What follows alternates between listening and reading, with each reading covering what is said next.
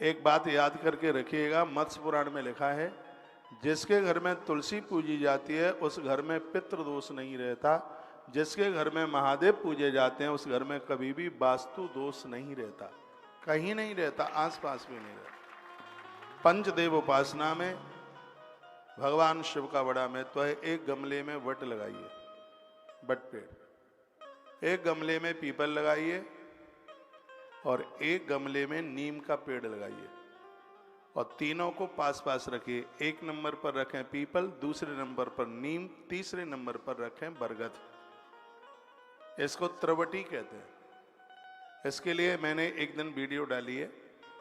इसके पास बैठ करके जो भी आप जप करते हैं, पाठ करते हैं, वो तो अपने आप में अनंत गुना हो जाता है। इससे किसी की नकारात्मक ऊर्जा घर में प्रवेश नहीं करती। वृक्ष एक देवता है। मैं एक ग्रंथ पढ़ रहा हूं जिसका नाम है वृक्ष देवता। उसमें इन सब चीजों का बड़ा वर्णन किया गया है। हो सके तो आप एक बेलपत्र भी आप गमले में लगाइए। तो कुछ बेल की बातें कही जा रही हैं। बिल्व मूले जलस्तु मूर्धा नाम विशंचति सर्व तीर्थ स्नात से भूमि पावना। कहा गया है कि बेल के वृक्षों में गिरा हुआ पानी धोखे से भी हमारे शरीर के ऊपर पड़ जावे तो हमें संपूर्ण तीर्थों में स्नान करने का फल प्राप्त हो जाता है। किसी ने मुझसे प्रश्न किया मुझसे कि हम भगवान शंकर को जब अर्घ देते हैं तो वो छींटे लगते हुए हमारे पांवों में लगते हैं। मैं उन्हें निवेदन कर रहा था कि ऐसा होने पर 1% भी किसी भी प्रकार का कोई भी अपराध नहीं है। इसमें वर्णन है कि जब आपने बेल की जड़ों में पानी दिया और जल देते हुए ऐसे जल न दें कि छींटे पड़ने ही चाहिए, वो अपने आप यदि छींटे आपकी देह के ऊपर पड़ते हैं। यहाँ तो ये लिखा है कि छींटे पड़े भी नहीं है तो लोटा रखकर बेल के वृक्षों में जो जल दिया है उसका जल लेकर अपने ऊपर उसका छिड़काव करें। इससे क्या होगा? वर्णन है सह सर्व तीर्थ स्नातः। ऐसा करने से संपूर्ण तीर्थों में स्नान करने का फल, स्नान करने का पुण्य प्राप्त होगा। बेल्व मूले दीपमालाम या कल्पेत सादरम। बेल की वृक्षों में जो भी कोई एक दिया नित्य जलाते हैं, रोजाना जलाते हैं, सतत्व ज्ञान संपन्नो में ऐसा अंतर्गतो भवेत। ऐसे लोग इस धरती पर विशेष विद्वान बन जाते हैं। बच्चों की पढ़ाई लिखाई के लिए उपाय बहुत ज़्यादा जरूरी है। संध्या के समय में आप भगवान का ही स्वरूप है, बेल के वृक्ष के नीचे बच्चों से दिया जलवा करके रखिए। सतत्व ज्ञान संपन्न बच्चों के पास संपूर्ण विद्या चल करके आएगी, उनका पढ़ने में मन लगेगा। जिनके घर में बच्चों का अभाव है वह बेल वृक्ष की पूजा रोली से करें, जैसे गंध कहते हैं, फूल चढ़ाएं। एक लोटे में कच्चा दूध गौ माता का ले करके और उससे उस बेल वृक्ष की जड़ों को सींचें। अपने शरीर की जितनी लंबाई है उतना कलावा उसके तने से बांधने, बेलपत्र के तने से। तो इसका प्रभाव क्या है? इसका प्रभाव बताया जा रहा है, कहा जा रहा है कि यदि आपने ऐसा किया है, पूजेद बिल मूलम यो गंध पुष्पाद भिन्नर शिवलोक मापनोति संतति वर्धते सुखम। ऐसे लोगों के घर में नंबर 1 संतान का जन्म होगा, नंबर 2 संतान की तरक्की होगी, धन का अभाव नहीं होगा। और ऐसा करने वाले लोग अंत में भगवान परमात्मा के लोक के लिए प्रस्थान करेंगे। मृत्यु के समय में उन्हें किसी भी प्रकार का कष्ट नहीं होगा। बेल वृक्ष की पूजा की इतनी बड़ी महिमा है। और इसमें ऐसा नहीं है कि इसमें आपको कुछ विशेष चीज़ें करनी हो। एक गमले में बेल का पेड़ आप लगा लीजिए। और बेल का वृक्ष तो ऐसा है, बाउंड्री के अंदर भी इसको लगाने की, जमीन में लगाने की इसको अनुमति है। एक पीपल बरगद के पेड़ जरूर ऐसे हैं जिनको बाउंड्री के अंदर यदि लगे हैं तो उनको बहुत ज़्यादा ध्यान रखना होता है। विशेष मैं किसी ग्रंथ में पढ़ रहा था, जिस पीपल की पूजा आपके घर के बीच में बाउंड्री के अंदर है, आपके परिक्षेत्र में है, यदि उस पीपल के नीचे दिया न जलाया जाए तो वहाँ देवता न रहकर वहाँ भूत प्रेतों का अड्डा लग जाता है उस पेड़ के ऊपर। और ये सबके लिए संभव हो नहीं पाता है। पूजा के लिए। इसलिए कहा गया है कि अपने एरिया के बाउंड्री के बाहर और सार्वजनिक जगह हैं जैसे मंदिर हैं, मठ हैं, वहाँ तो घंटा घड़ियाल बजते रहते हैं, शंख ध्वनि होती ही रहती है। ऐसी जगह पर अलाए बलाए और टिकती नहीं है। मैंने भी बीच में ये बात बोली है, यदि आपके बाउंड्री के अंदर यह है, मैं तो यह भी कहीं पढ़ रहा था कि अपने आप अपने छत के ऊपर और भीतर वहाँ ये पेड़ जब आके अपने आप उग के आ जाते हैं तो उसमें कहीं पितृ दोष को देखा जाता है, उसमें पितरों की अतृप्ति को देखा जाता है। और कभी ये छोटा पेड़ है, अभी उखड़ सकता है, तो बेटियों के हाथ से इसको उखड़वा करके इसको नदी में प्रवाहित कर दिया जाता है, क्योंकि इन पेड़ों को काटा नहीं जाता। इनको काटने पर तो बहुत बड़ा प्रायश्चित है, यहाँ तक लोग पागल भी हो सकते हैं। मैं डरा नहीं रहा हूँ, ये पेड़ काटने के लिए इनको वर्जित बताया गया है। तो उसका तो एक उपाय यही है कि नहीं कट सकता है तो वहाँ एक दिया जला दीजिए आप, लेट बाथरूम उसके नीचे कोई ना करे। और यदि बिल्कुल छोटा ही है तो बेटियों के हाथ से उसको उखड़वा करके किसी बहते हुए पानी में, किसी नदी वगैरह में उसको प्रवाहित कर दीजिए, आपको 1% भी दोष नहीं लगेगा। दूसरा यह कि उसको वहाँ से उखड़वा करके किसी दूसरी जगह लगवा दीजिए, कहीं दूसरी जगह उसको लगवा दें, कोई सार्वजनिक जगह पर, मंदिरों में, मंदिरों की दीवार के अंदर बाहर उसको लगवा सकते हैं। हम पूरी साल ऐसा करते रहते हैं, खूब पेड़ लगाए, क्यों पीपल का पेड़, बट का, नीम का ये पेड़, ये लोगों को प्राण दान देने का पुण्य देता है। किसी को, मरणासन्न व्यक्ति को प्राणों का दान देने से जितना फल पुण्य प्राप्त होता है, पीपल, नीम, बरगद के पेड़ लगाने से वही पुण्य प्राप्त होता है। क्योंकि ये वृक्ष वो हैं जो ऑक्सीजन देते हैं, लोगों के लिए प्राण बन करके जीते हैं। इसलिए इन पेड़ों को लगाने से 10-10 बच्चों को पालने से जो पुण्य मिलता है, ऐसे एक पेड़ को लगाने से उतने फल की प्राप्ति होती है। पर्यावरण के लिए तो मैं बहुत नॉलेज रखा हूँ। मैं यहाँ तक कहता हूँ कि आप जो ऑक्सीजन लेते हैं पेड़ों से, कितनी लेते हैं? लोग कहते हैं हमारा कोई खर्चा ही नहीं है। रसोई में 3 सिलेंडर खत्म होते हैं, उतनी ऑक्सीजन 24 घंटे में यह मनुष्य प्रकृति से लेता है। अब मुझे तो पता नहीं है, पूछना पड़ेगा सिलेंडर कितने का आता है, कितने का मान लें, 800 का, 1000 का, कितने का आता है? 800 का, 1000 का। एक मानना ही तो खरीदना थोड़े ही है, मान ही ले 800 का मान ले, तो 800 का एक सिलेंडर, 3 सिलेंडर 2400 के, 2400 रुपए के। तो आप कितने महंगे हैं मालूम है? आपकी एक दिन का आपका खर्चा ऑक्सीजन का 2400 रुपए का है। 10 दिन का खर्चा 24,000 रुपए का है। 24,000 का है 10 दिन का, और 1 महीने का खर्चा है आपका 72,000 रुपए का। 1 महीने में आप 72,000 रुपए की ऑक्सीजन इस प्रकृति से ले रहे हैं, 1 महीने में। तो 1 साल में कितने ले रहे होंगे? लगभग 9 लाख रुपए की ऑक्सीजन प्रकृति से 1 साल में ले रहे हैं। यदि कोई व्यक्ति 80 साल जीवन जी के जाता है, 80 साल, तो उसने कितनी ऑक्सीजन ली है प्रकृति से? कितनी ले ली? 1 साल में 9 लाख,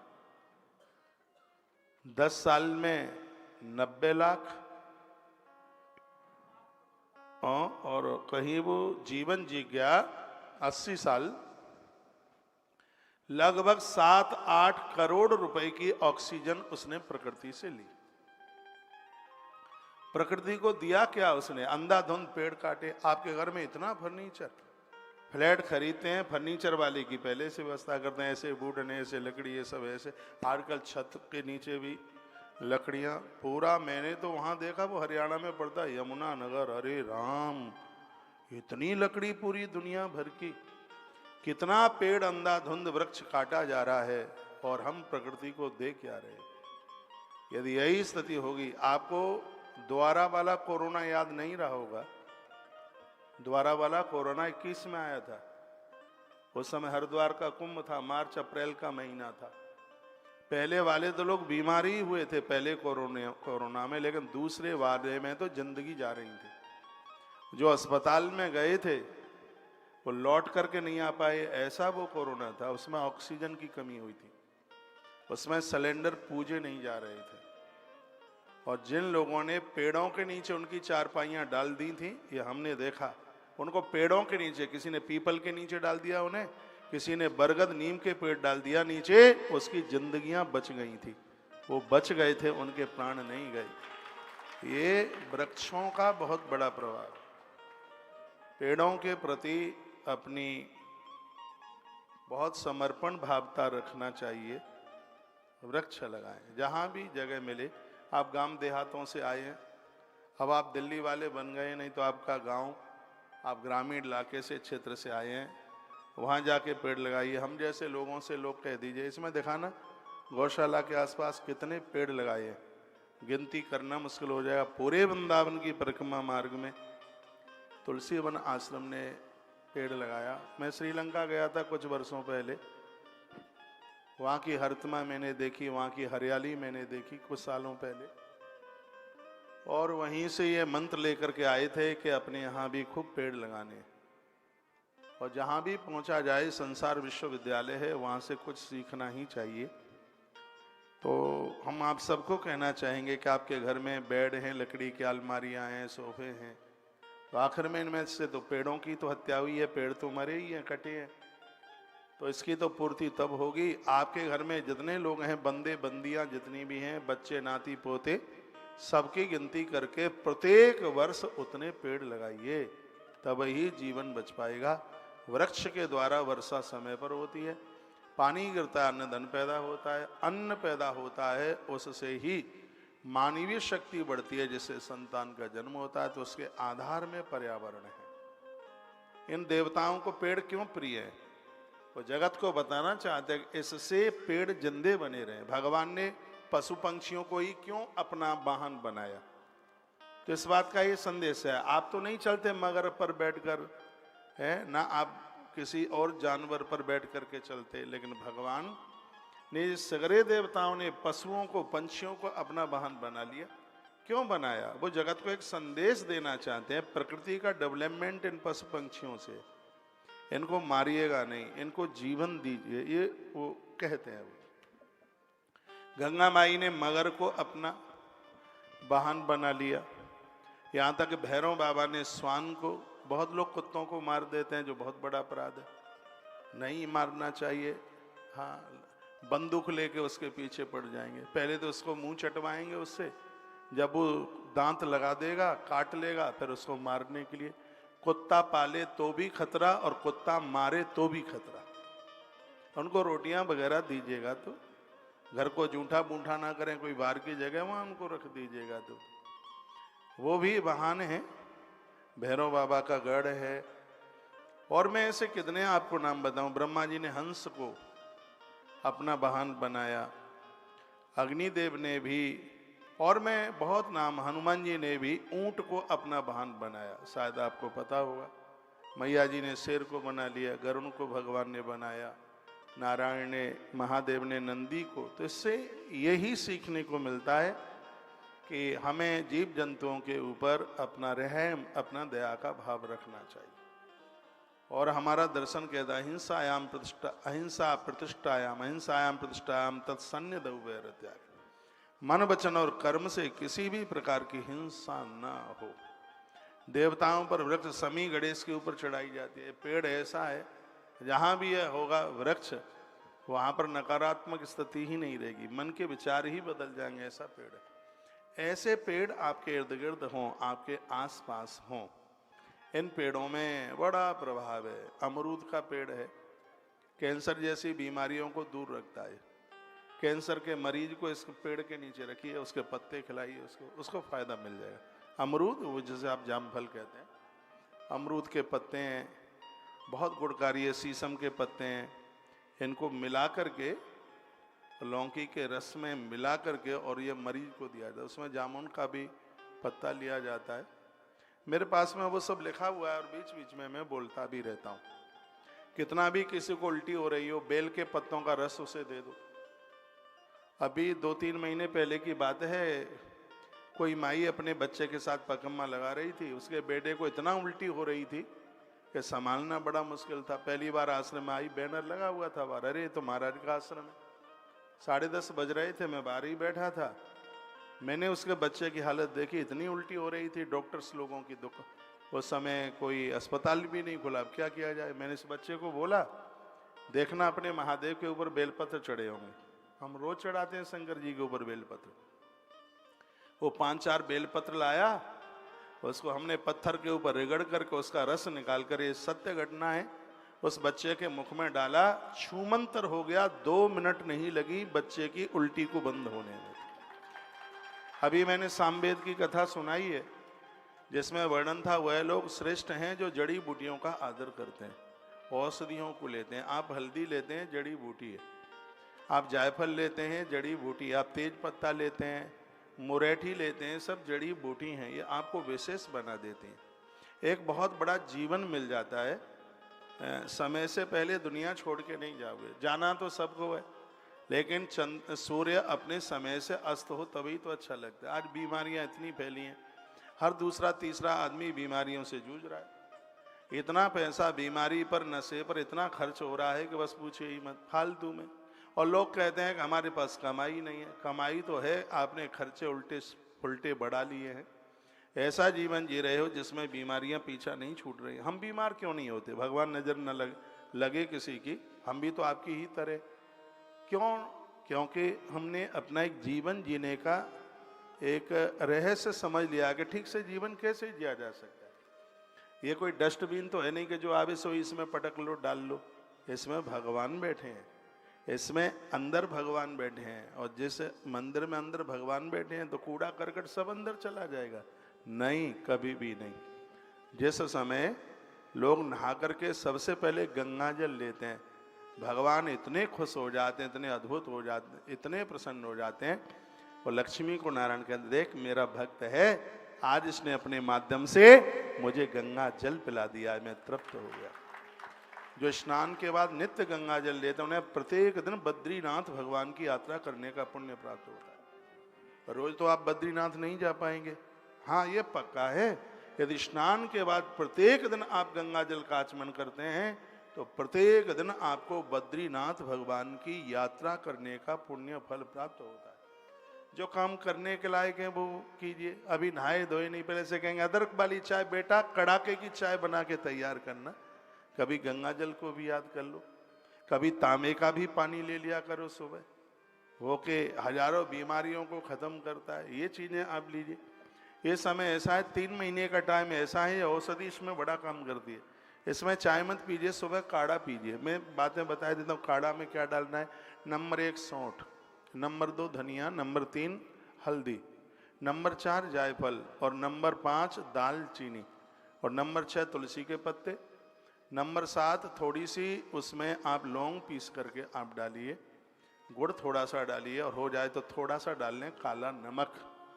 ये हमने बता दिया आपको 9 बट्टा, इसमें 9 चीजें हैं, और ये 9 चीजें आपको स्वस्थ कर देंगी। ये काढ़ा मैं लेता हूँ, प्रत्येक दिन लेता हूँ।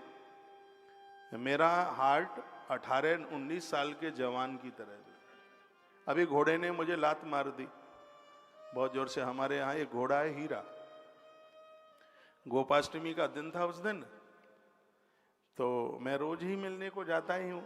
इन जीवों से बड़ा प्रेम है, तो मेरे साथ इतनी भीड़, कुछ पुलिस वाले जन भी थे, तो इनकी बंदूक देख के पता नहीं ऐसा वो बिचक गया। उसने लात तो मुझे नहीं मारी, मारी तो किसी और को होगी, लेकिन वो लग गई मुझे। तो इतनी जोर से लगी कि मेरी आंख में अंधेरा हो गया, तमारा आया और मैं गिर गया नीचे, इतनी जोर से। यहां तक कि मेरे अंदर से आवाज आई, है गौ माता, क्या मेरा जीवन आज तक के ही लिए था? उस दिन गोपाष्टमी थी। अब आप सोचें कि वो लात घोड़े की कितनी जोर से लगी होगी। यहां लगी इस जगह पे, जिसका दर्द मेरा पीछे रीढ़ की हड्डी तक पहुंचा। अभी यहां आने से एक दिन पहले मैंने वो कराया सिटी स्कैन। मुझे इन सब चीजों की जरूरत नहीं होती है, लेकिन वो दर्द इतना ज्यादा बढ़ रहा था, तो यहां मैं आया हूं। कल परसों ये मैंने कराया, तो उसकी रिपोर्ट आई, तो डॉक्टर साहब ने कहा उस रिपोर्ट को देखे कि तुम खाते क्या हो? मैंने कहा मैं गौ माता का दूध पीता हूं। ये उन्हीं की भाषा में बता रहा हूं उन्होंने कहा कि हम इतनी रिपोर्ट जांच करते हैं, इतना मजबूत फेफड़ा देखने को नहीं मिलता आपकी एज के हिसाब से। मैंने कहा वाह गौ माता, ये तेरे दूध का कमाल है। हल्की सी सूजन है, कोई फ्रैक्चर नहीं है, कोई बिल्कुल दिक्कत नहीं है। ये दवाई हम लिखे देते हैं। मैंने कहा दवाई तो मैं खाता नहीं, दवाई यदि खाता होता तो मुझे 17 दिन ये दर्द ही नहीं झेलना पड़ता। अब मैं बिल्कुल ठीक हूँ, एकदम बिल्कुल 5 पैसे की दवाई नहीं ली, बिल्कुल इतनी भी। ये मैं बोल रहा हूँ आपको, यदि आप थोड़ा सा अपने जीवन को प्रवृत्त, ये लात घोड़े की किसी को लगती तो रुपया 1.5 लाख खर्च होता। हाँ, पता नहीं क्या क्या खाना पड़ता, कितने इंजेक्शन, कितने बोतल, कितने दिन अस्पताल में रहना पड़ता। एक जीवन जीने का एक ढंग है। ये आचार्य चाणक्य बड़े होशियार थे। मुझे लगता है कि उनको भी शायद लात लगी हो या घोड़े से गिर गए हो नीचे। उन्होंने लिखा कि सकटम पंच हस्तेन 10 हस्तेन वाजनाम हस्ती 7 हस्तेन। वो कहते हैं कि बैल से 5 हाथ दूर रहो, और कहते हैं घोड़े से 10 हाथ दूर रहो, क्योंकि घोड़े की लात है 5-6 हाथ तक जाती है, तो कहते हैं कि उससे 10 हाथ दूर रहो। और इतना हम आचार्य को पढ़ते, चाणक्य को, लेकिन कभी कभी ऐसी विस्मृति हो जाती है, महापुरुषों को भूलेंगे तो घोड़े की लात तो खानी पड़ेगी। फिर खूब समझा, लोगों को बताया कि लात हमारी छाती में लग गई, लेकिन भगवान की बड़ी कृपा है। देखो जीव जंतु कितना प्रेम करते हैं, ये भी आपको मानना पड़ेगा, ये भी सही है। पूरे दिन घोड़े ने पानी नहीं पिया, एक तिनका नहीं खाया। रात्रि को 11:45 बजे मेरे पास फोन आया गौशाला से, कहा महाराज जी हीरा बहुत दुखी है, इसने 100 ग्राम पानी नहीं पिया है सुबह से, आंखों को नीचे की है और ऐसा लग रहा है कि ये रो रहा है। मैंने कहा मैं अभी आता हूँ। रात को 11:45 बजे मैं आश्रम से गया गौशाला, उसके ऊपर हाथ घुमाया, उसको मैंने पुचकारा। तो सूर्यास्त के बाद अश्व को पानी तो नहीं पिलाया जाता, लेकिन उसको और कुछ चीज़ें खिलाई, और वो फिर वो प्रसन्न चित्त हुआ। मैंने उसे कहा कि उस दिन मैंने एक्सरा कराया था, उसी दिन, उसमें भी कुछ आया नहीं था। मैंने उससे कहा भाई चल, तुझसे भूल हो गई है, हमने तेरे ऊपर ज़्यादा लाड किया है, कोई बात नहीं है, तेरी लात हमने खा ली है, तू अपना ही है, लेकिन तू अपने चेहरे को, मैं ऐसे ही बात करता हूँ, चाहे गाय हो, बछड़ा हो, चाहे ये घोड़े हों, ऐसा लगता है। मैं तो पेड़ों से, मुझे कोई पेड़ों से बात करते देख ले तो लोग ये कहेंगे आदमी पागल हो गया, इसको आगरा में कोई बेड खाली हो तो भर्ती करा दो। मुझे ऐसा लगता है कि पेड़ बात कर रहे हैं, और आप विश्वास करें वो घोड़ा प्रसन्न चित्त हो गया। एक कथा मैं आपको सुनाऊं। एक महात्मा, बड़े अद्भुत महात्मा थे, उनके पास 2 गायें थी, एक का नाम था गंगा और एक का नाम था जमुना। बहुत सेवा करते थे महात्मा उन गायों की, दोनों की। एक दिन वो गाय गौशाला से निकलकर किसी किसान के खेत में उन्होंने नुकसान कर दिया, खेत उजाड़ दिया। तो उस किसान ने महात्मा जी को सैकड़ों गालियां दी। साधु की आंख में आंसू आ गए। महात्मा ने दोनों गायों को कहा, गंगा जमुना, आज मुझे बहुत गालियां सुननी पड़ी है, क्या यहां गौशाला में किसी चीज की कमी थी? तुम दूसरे का खेत उजाड़ करके आ गए, ये सत्य घटना है। इतना दुख उन दोनों गायों को हुआ, खूंटे पर बंधे बंधे 5 मिनट में उन दोनों गायों ने एक संग अपने प्राण छोड़ दिए। वो झेल नहीं पाई, उनको इतनी शर्मिंदगी हुई कि हमारी वजह से साधु को सैकड़ों गालियां मिली हैं, हमारी वजह से महात्मा अपमानित हुआ, अब हम इस धरती पर रह नहीं पाएंगे, उन्होंने अपने प्राण छोड़ दिए। जब हम जीव से स्नेह प्रेम करते हैं तो भैया दीवालें बोलती हैं इनके तो अंदर प्राण है। जीव जंतुओं के साथ स्नेह करें, इसलिए देवताओं ने इन्हें अपने वाहन के रूप में स्वीकार किया, किसी ने उसे अपने दिव्य पूजा के रूप में स्वीकार किया। तो शिव तत्व एक ऐसा तत्व है जहां पर हम हर व्यक्ति को सजीव समझें। शिव में से कार निकाल दो तो शव है, एकार भगवती सत्ता निकाल दो तो आदमी क्या है, मुर्दा है। तो आप भगवान शिव की जो कथा सुन रहे हैं, ये 2 मिनट तेरे चरणों में सिर रख दिया है, सिर्फ 2 मिनट भगवान महादेव के चरणों में माथा झुकाते हुए, नमाते हुए और आज की कथा को आगे बढ़ाते हैं। 4 बजे तक कथा चलेगी, बहुत आनंद होगा। जितने भी मुझे टीवी पर आप सुन पा रहे हैं तो वो आ सकें तो आप यहाँ राधा कृष्ण मंदिर, सेक्टर कितना है ये, कितना है सेक्टर वेक्टर है ये क्या है? हाँ, अरे बहुत कठिन है, मुझसे नहीं आता। प्रशांत विहार में है, राधा कृष्ण मंदिर है। अब सब मत बोलिए। पीतमपुरा तो मुझे पता है, पीतमपुरा है, पता कर लेना। कल जनकपुरी में है, कल वहां भी मिलेंगे। कल केवट की कथा भी बड़ी अद्भुत होगी। कल का मतलब है 25 तारीख। तो आज की कथा को लोग कल सुनेंगे ना 25 को, आज 24 है, तो आज की कथा कल, कल की कथा परसों आप सुनते हैं। तो जो लोग पंडाल परिसर तक आ सकें अवश्य में आइए, जरूर आइए। तेरे चरणों में सर रख दिया है, तेरे चरणों में सर रख दिया है, भोला तो ये मेरा आसरा है। ओहो तेरे चरणों में सिर रख दिया है, भोला तो ये मेरा आसरा है। तेरे चरणों में सर रख दिया है, भोला तो ये मेरा आसरा है। ताली बजाते रहे। आप कितने मलूक लग रहे हैं देखो टीवी में।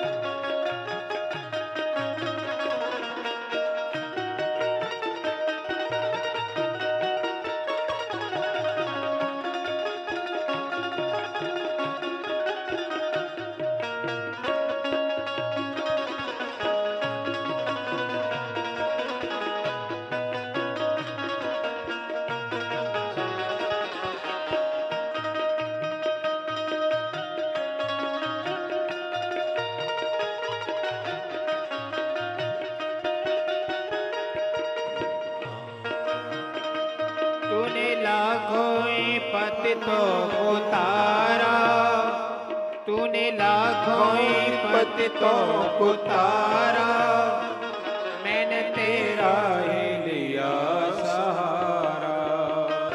तूने लाखों पतितों को तारा, मैंने तेरा ही लिया सहारा। बैजू बाबा जगत के है दाता, भोले बाबा जगत के है दाता, मैंने तेरा भरोसा किया है। तेरे चरणों में सिर रख दिया है, भोला तो ये मेरा आसरा है। तेरे चरणों में सिर रख दिया है, भोला तो ये मेरा आसरा है।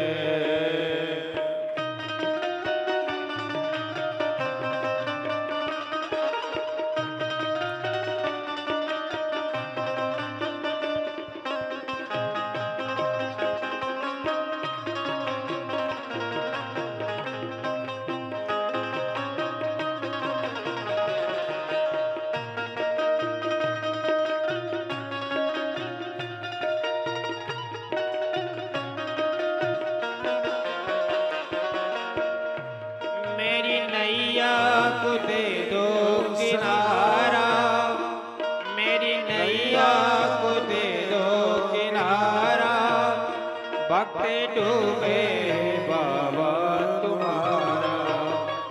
मेरी नैया को दे दो किनारा, भक्त डूबे बाबा तुम्हारा।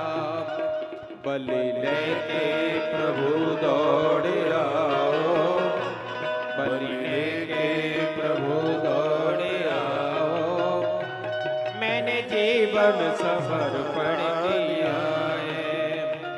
तेरे चरणों में सिर रख दिया है, भोला तो ये मेरा आसरा है। जय हो।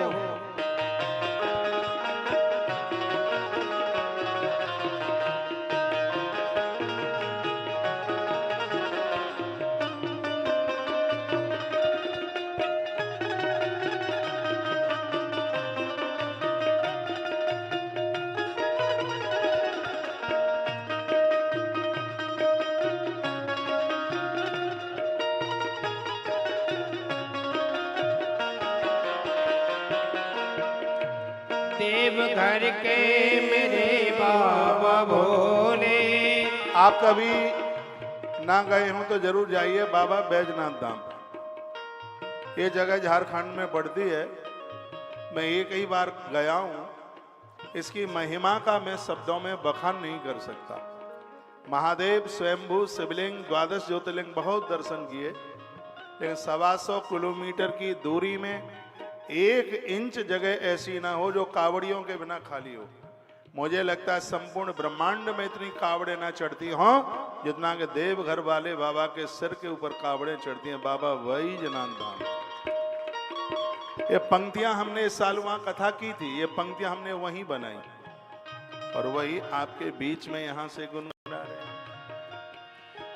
देवघर के मेरे बाबा भोले, तू किस्मत का ताला खोले। देवघर के मेरे बाबा भोले, तू किस्मत का ताला खोले। कौशिक के भोले भंडारे, कौशिक के भोले भंडारे, तेरे चरणों में जीवन जिया है। ओहो तेरे चरणों में सिर रख दिया है। बोला तो ये मेरा आसरा है। तेरे चरणों में सिर रख दिया है। बोला तो ये मेरा आसरा है।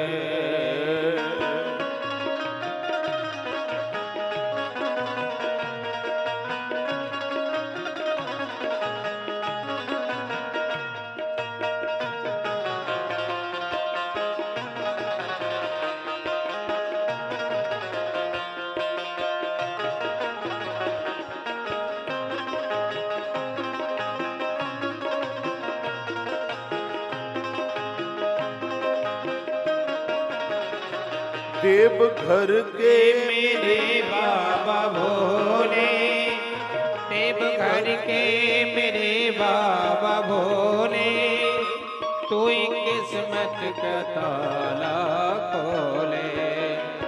देवघर के मेरे बाबा भोले, तू किस्मत का ताला खोले।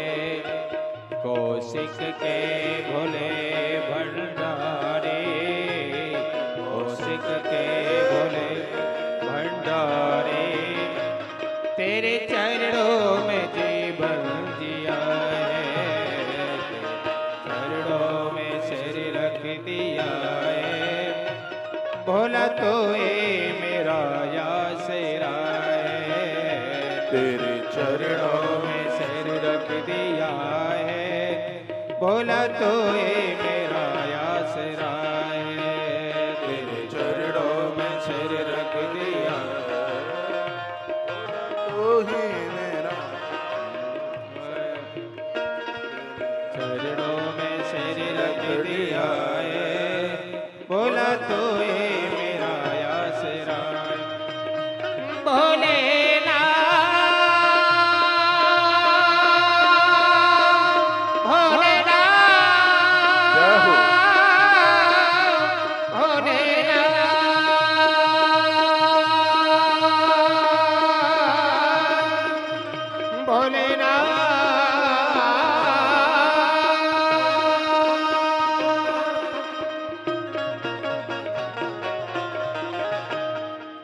तेरे चरणों में सिर रख दिया है।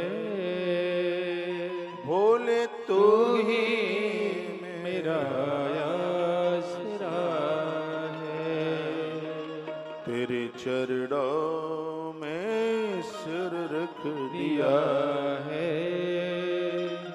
भोले तू ही मेरा आसरा है। बोलिए महादेव बाबा की जय हो। तो आप सुन रहे थे सांगोपांग विधि प्रोक्तम शिवलिंग प्रपूजनम। एक विधि पूर्वक भगवान शंकर के शिवलिंग की पूजा करने से चराचर संपूर्ण देवताओं की पूजा करने का फल प्राप्त हो जाता है। भगवान महादेव के सानिध्य में जो भी कुछ धर्म सत्कर्म किया जाता है वो बड़ा अनंत गुना होता है।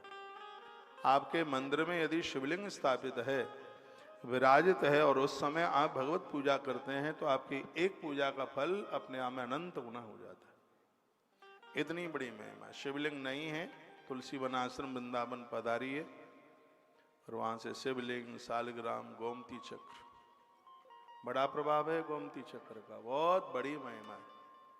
इसको खजाने में रख दो तो दाम बढ़े, मंदिर में बढ़ दो, मंदिर में रख दो तो पूजा बढ़े, खजाने में तिजोरी में रख दो तो पैसा बढ़े, और पूजा में रख दो तो भक्ति बढ़े। और माताएं अपने सिंदूर की डिब्बी में उसको रख दें तो पति की आयु बढ़े। क्या कमाल का गोमती चक्र है, कितना बड़ा इसका प्रभाव है। एक एक चीज बड़े मतलब की है, बड़े काम किए।